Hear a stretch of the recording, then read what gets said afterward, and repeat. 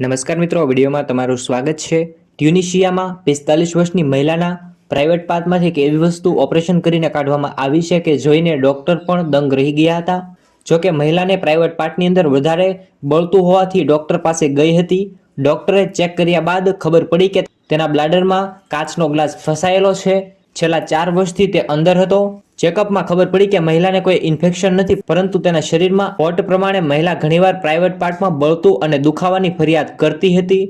તેને વારંવાર બાથરૂમ જવું પડતું હતું અને તેને લાગ્યું કે યુરિનરી ટ્રેક્ટ ઇન્ફેક્શન છે, પરંતુ જ્યારે તેને વધારે દુખાવા લાગ્યું હતું ત્યારે તાત્કાલિક તે ડોક્ટર પાસે ગઈ હતી અને ચેકઅપમાં ખબર પડી કે મહિલાને કોઈ ઇન્ફેક્શન નહીં, પરંતુ 8 સેમીમીટર પહોંચ્યો બ્લાડર સ્ટોટ છે।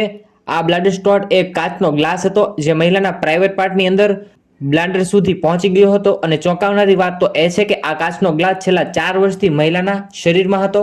જોકે ઓપરેશન સર્જરી મારફતે બહાર કાઢવામાં આવ્યો હતો।